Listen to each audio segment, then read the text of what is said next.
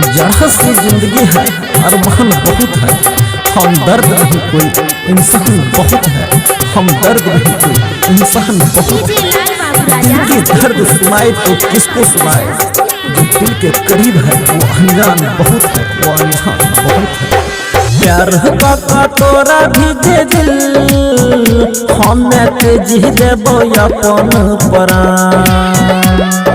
प्यार का तोरा भीजे दिल, हमें तेजी देबो अपन प्राण। ओढ़ी के दूहु गज के कफन, हमें लकहरी में जरबोगे जान। ओढ़ी के दूहु गज के कफन, हमें लकहरी में जरबोगे जान। ओढ़ी के दूहु गज के कफन।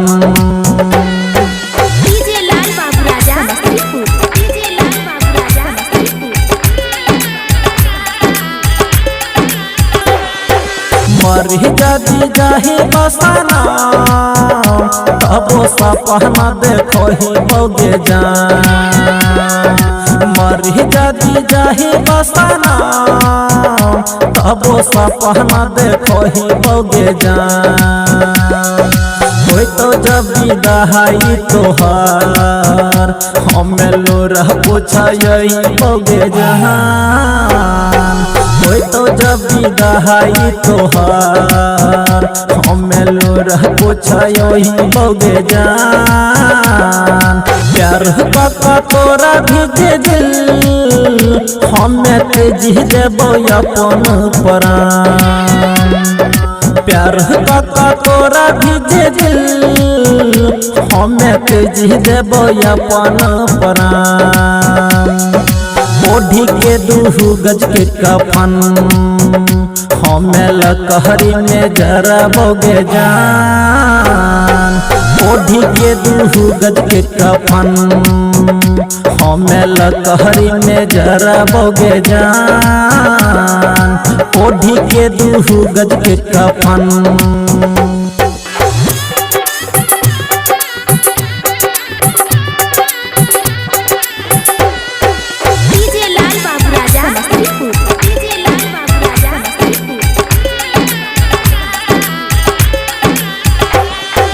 गायक हिंदुस्तान गजल के दिल, पल भर में तोरा लिगे जान। गायक हिंदुस्तान गजल के दिल, पल भर में तोरा लिगे जान। कहै छही राइटर नीतीश, तोरा कोना के भूलैयोगे जान।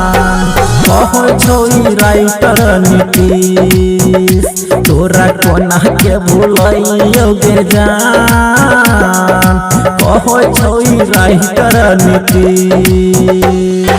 प्यार का तोरा भीजे दिल, हमें तेजी देबो अपन प्राण। प्यार का तोरा भीजे दिल, हमें तेजी देबो अपन प्राण।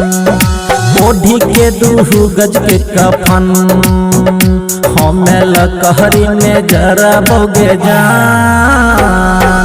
ओढ़ी के दूहु गज के कफन, हमें लकहरी में जरबोगे जान।